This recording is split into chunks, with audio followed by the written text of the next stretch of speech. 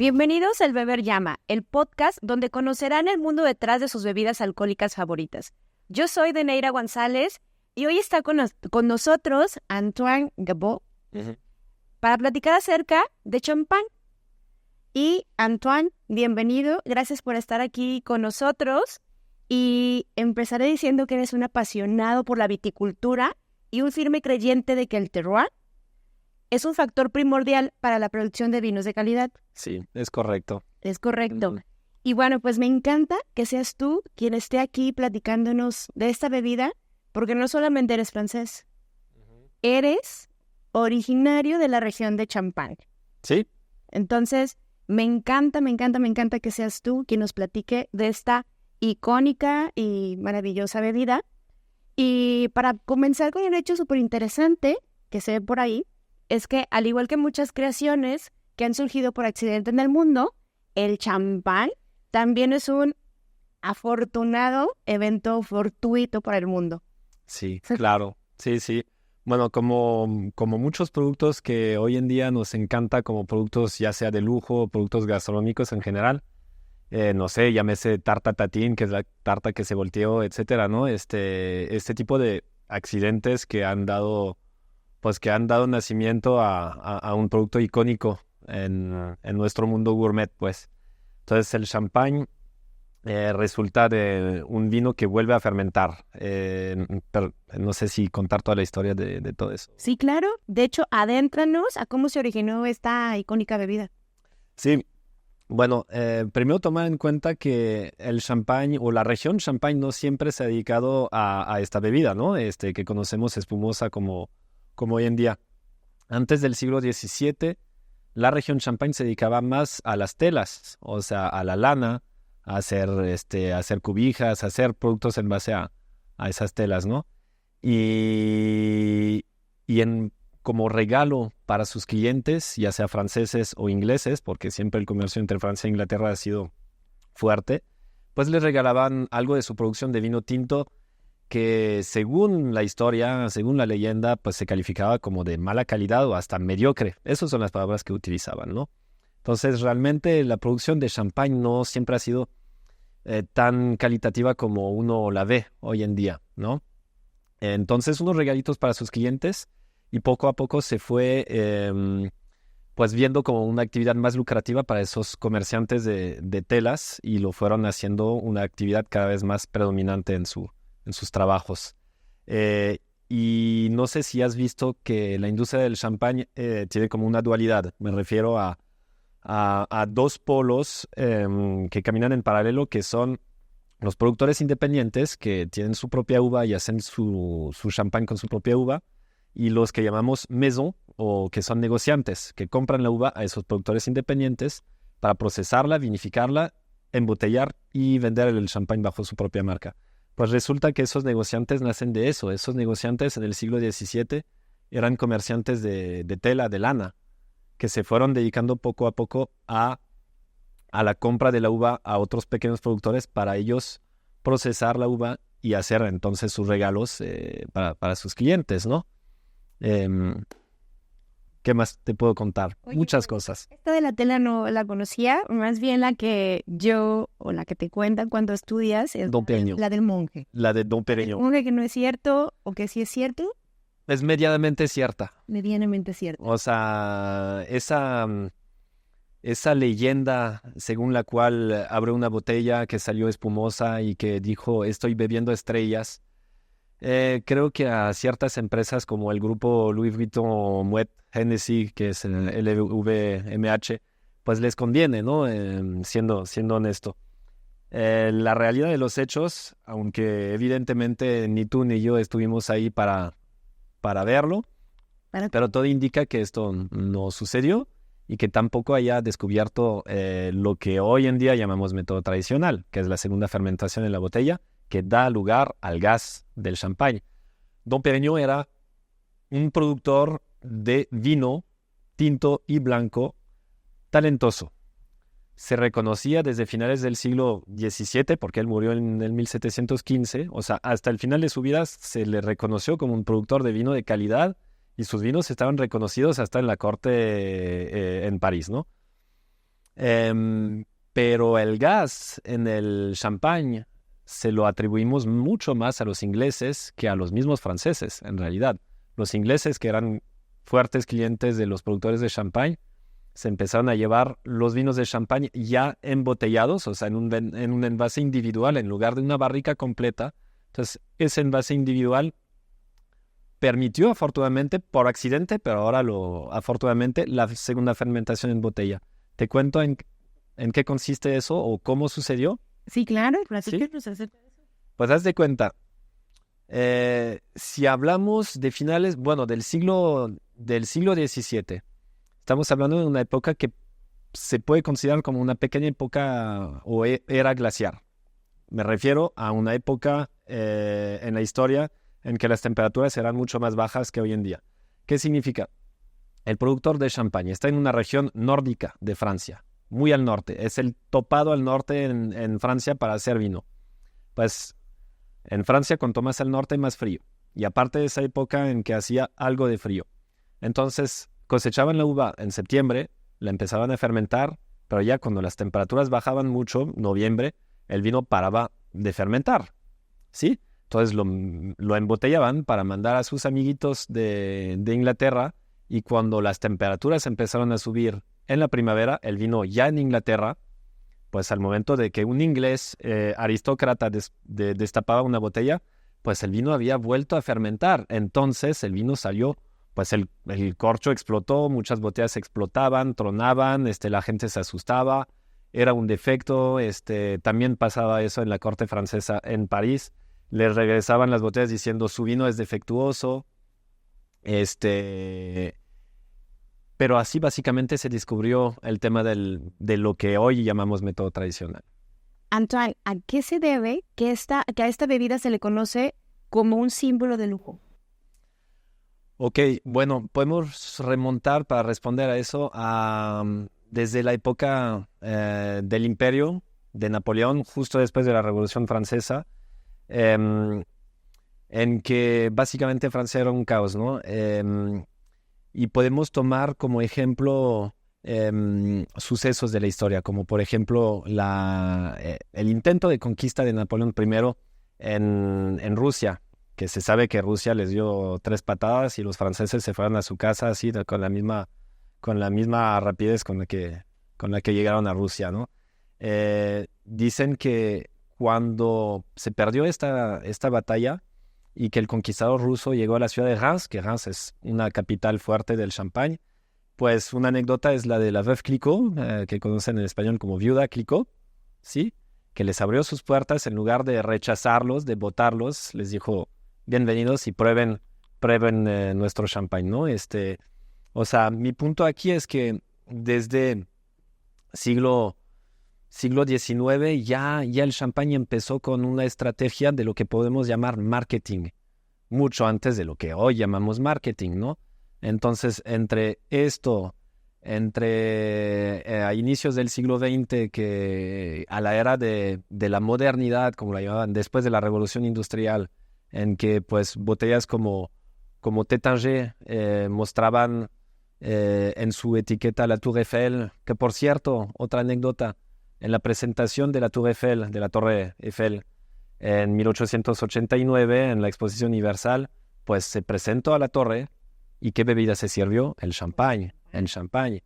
Cuando una tradición de los marineros en sus barcos era en la Edad Media, era de correr sangre de algún enemigo en el barco para, digamos, bendecir el barco y protegerlo contra pues el mal clima, las olas, en la tormenta en el mar, pues se fue sustituyendo poco a poco por vino para quitar ya la sangre, que era un poco cruel. Y después de vino tinto se sustituyó por champán. Y hoy en día esa tradición de bautizar el barco rompiendo una botella de champán no sé cómo se dice, pero el cascarón del barco, pues sigue siendo una tradición utilizada hoy en día. Los zares de Rusia seguían bebiendo su champán en los tiempos de los zares de Rusia. Los Grand Prix de Fórmula 1 abriendo champán, ya no es el caso hoy en día.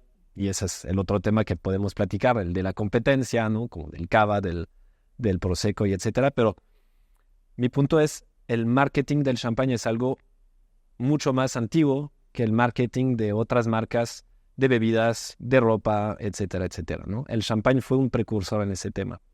Oye, y entonces nos estás platicando cómo esta bebida se volvió en un ícono de celebración. Uh-huh. O sea, no solamente lo especial que es y el lujo que representa o que ha representado en el paso del tiempo, sino es como se empezó a celebrar un montón de cosas, ¿no? Sí. Y estabas hablando acerca de otros vinos espumosos. Sin embargo, ¿qué hace que esta bebida sea tan especial versus otros vinos espumosos? Bueno, primero fueron los primeros en promover, no digo producir, porque también otras leyendas dicen que en otras regiones de Francia hubo vinos espumosos antes que el champán. Sin embargo, el champán fue el primero en utilizar ese argumento para crear una industria de lujo. Y estoy utilizando la palabra industria, pero tal vez un poquito equivocadamente, porque inicialmente era una bebida de lujo, pero en muy pequeña escala. Era un altísimo lujo solamente reservado entonces a los festejos de una casta pues muy privilegiada de la sociedad. Aristocracia francesa, inglesa y la corte, ¿no? Francesa. Y esa tradición ese consumo era meramente dedicado al festejo. De hecho, su fama se debió a que pues el mismo gas carbónico te provoca en una euforia que otro vino tinto no te aportaría. Entonces, por eso decían que bebían estrellas, el gas carbónico los hacía más eufóricos, ¿no?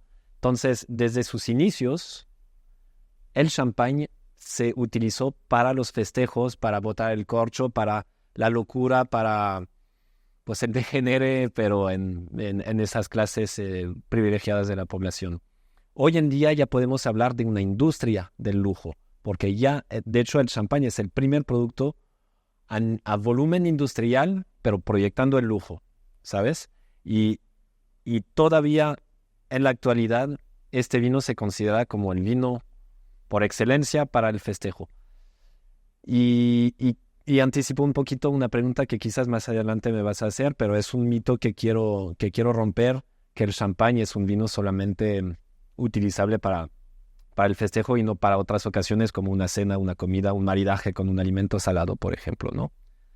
Oye, sí, claro, de hecho era de las preguntas Sí. de algo que te gustaría desmitificar acerca del champán, y la verdad es que me imaginé que es esto, que ibas a responder esto de que es una bebida no solamente para celebraciones, aunque así se ha conocido, es para beberla, pues como ahorita en este podcast, ¿no? Y que está Aperitivo. súper deliciosa, y la verdad que entiendo esta parte de las estrellas, porque efectivamente, ¿no?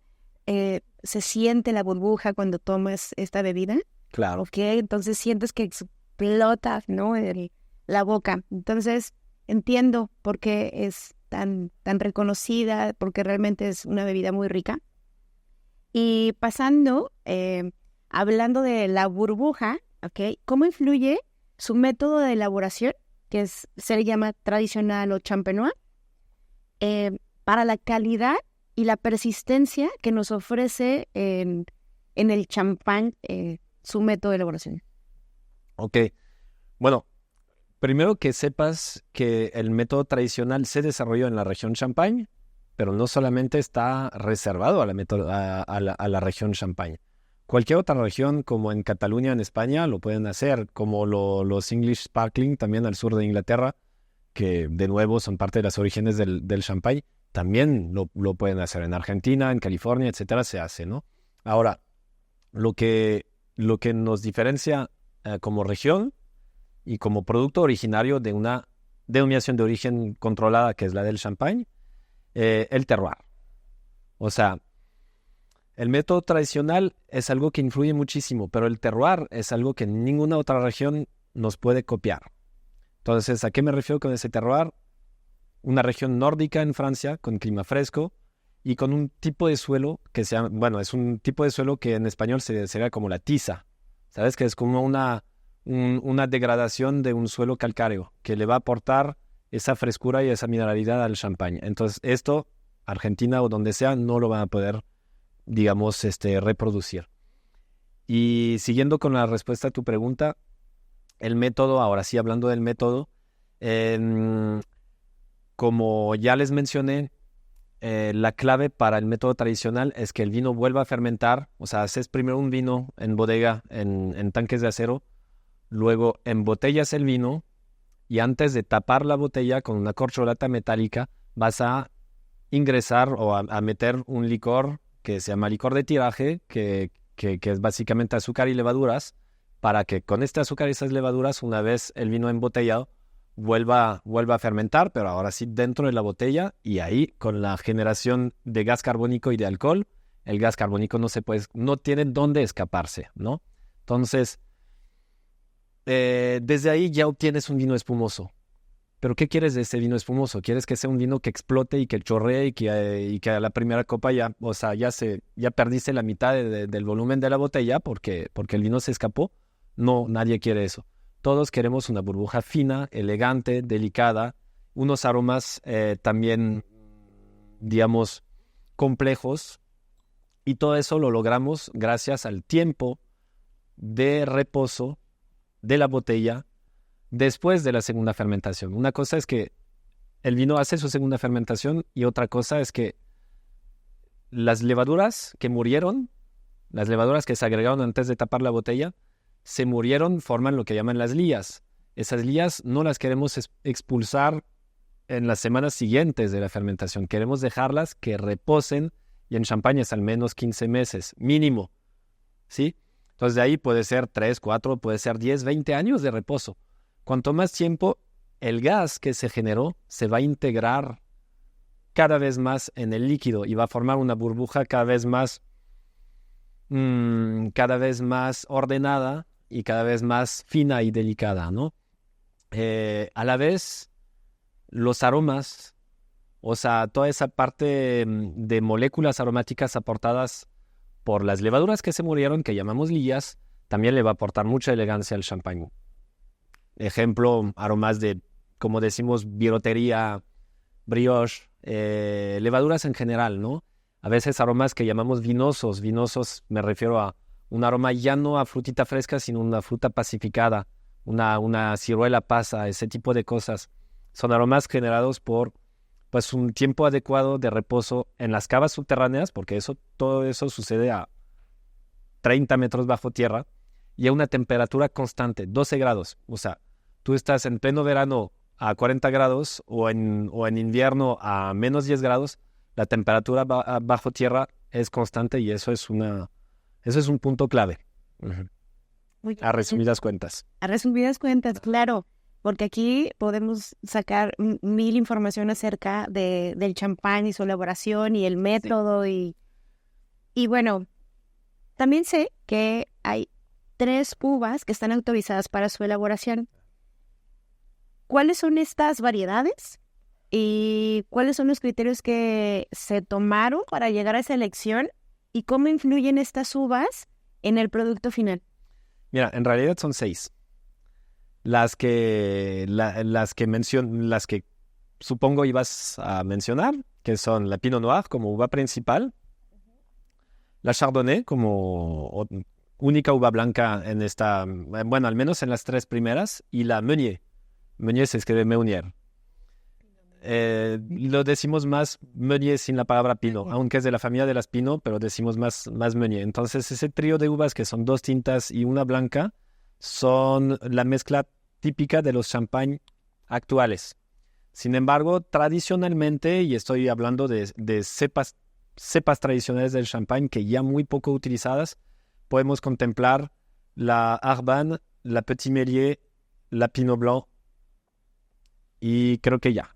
Me parece que ya. Entonces, otras 3 que ya no se utilizan mucho, se utilizaban más antes de la catástrofe del siglo XIX, que es la filoxera, para quienes quieren googlear esa época trágica de la historia vitícola, pues echó a perder gran parte del viñedo francés y mundial. Y estas 3 uvas, pues ya pasaron de ser principales a ser más secundarias. Y más que secundarias, se trata de menos del 1% de la producción actual del champán, estas 3. Entonces, Pinot Noir, Pinot Meunier o Meunier y Chardonnay se volvieron las principales por por aptitudes culturales me refiero a aptitudes de cultivo, porque en el champán, como en cualquier otra región, hablamos de una tierra con un clima. Entonces tenemos que plantar o que cultivar las plantas adecuadas a este lugar. No hay que olvidar que aquí estamos hablando de un producto agrícola, y un producto agrícola se tiene que adaptar a sus condiciones. Entonces resulta que la Pinot Noir y la Chardonnay son uvas especialmente adaptadas para clima fresco, ¿no? Y la Meunier también. La Meunier se cultiva, si no se cultiva en Champagne, se cultiva un poquito en el Val de Loire, más al oeste, pero realmente en muy pocas regiones de Francia y mucho menos de ese planeta, ¿no? Ahora, ¿por qué la Pinot Noir? Porque la Pinot Noir aporta la estructura del Champagne. La Pinot Noir es la robustez, es el cuerpo y la complejidad, ¿sí? La Meunier, la frutalidad, la jovialidad, la parte alegre del champagne, el crispy, ¿no? que nos gusta tanto en el champagne. Y la Chardonnay, elegancia, frescura, vivacidad, esa parte como filosa que nos entrega un champagne. Un champagne siempre tiene que ser un vino, iba a decir acidito, pero no en el mal sentido de la palabra, sino en el sentido de la frescura que te aporta esa sensación. Entonces, ese es el trío perfecto. Ahora, cualquier productor aporta el porcentaje que quiera, según lo que cultiva o según cómo quiere mezclar. Si quiere hacer un 100% Pinot Noir, lo puede hacer. Si quiere hacer un 100% Chardonnay, también. No está reglamentada esta parte, ¿no? Y hablando de esto, ¿cuáles son las tendencias actuales de producción en champán que te parecen interesantes? Wow, pregunta vasta. Mira, en lo personal, lo que me parece fascinante de lo que está sucediendo hoy en día en champán es que la industria del champán ha ido evolucionando a través de los tiempos. Evolucionando, pero siempre siguiendo el dominio de la industria por parte de esos actores que llamamos maison, que son los negociantes que compran uvas. Entonces estoy hablando de las casas de champagne tipo Moët & Chandon, tipo Veuve Clicquot, tipo Lançon, Pommery, Perrier-Jouët, y las que conocemos como grandes nombres en esta industria. Ellos han sido siempre el dominio de la industria del champagne. Lo que está pasando hoy en día es que estas grandes casas de champagne ya no son los únicos actores reconocidos por la clientela.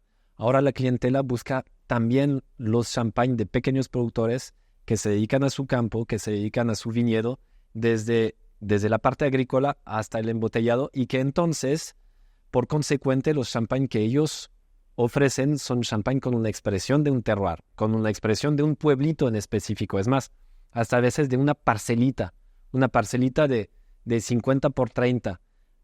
Ahí en este lugarcito hacen el champagne. Es un ejemplo, ¿no? Entonces, esa parte como de ir más hacia lo preciso de la producción de champagne me parece muy alentador, y creo que vamos hacia un futuro cada vez más preciso en esa industria gracias a esos pequeños productores. ¿No? Antoine, y para finalizar, ¿cuáles son los consejos y las recomendaciones que puedes compartirnos para servir el champán de manera adecuada y así poder disfrutar de la experiencia de esta bebida?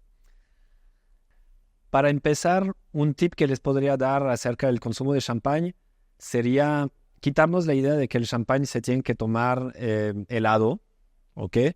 Dependiendo del estilo del champán también, si hablamos de lo que llaman un blanc de noir, que es blanco de uvas negras, que sería, por ejemplo, el caso de un 100% Pinot Noir, pues lo pueden tomar hasta 9 o 10 grados de temperatura, y eso va a ayudar a que el champán exprese mucho mejor su potencial aromático. Ese es un primer tip. También quitarnos la idea según la cual el champán tiene que ser siempre, ya sea en aperitivo, o sea, antes de la cena, o con el postre, o solamente para los festejos. No, eso creo que el champán es un vino gastronómico. Entonces, respetar la temperatura adecuada del champán, no tan helado, a 8, 9, hasta 10 grados de temperatura, lo va a ayudar mucho. Y marídenlo con un alimento, con una cena. Un champán no necesariamente va solamente con ostiones, por ejemplo. Puede ir incluso con carnes blancas, con aves, ¿no? Con un pollo cremoso, un champán muy robusto, igual 100% Pinot Noir. incluso puede ir con una carne roja, a eso me refiero, ¿no? Con estofados. Eso sería el tip. Excelentes maridajes. Y Antoine, terminando este episodio, en nombre de todo el equipo del Beber Llama, agradecemos que hayas estado aquí compartiendo este tiempo con nosotros y degustando esta bebida tan especial de tu tierra. Nuevamente, gracias por estar aquí. Y dinos, ¿dónde te podemos encontrar, además de en Romea? Nos pueden buscar en Romea, directamente en el establecimiento, en la colonia americana, en Cay Morelos. Somos un wine bar. Tenemos ya cerca de 12 años de actividad. 11 años, nacimos en el 2013.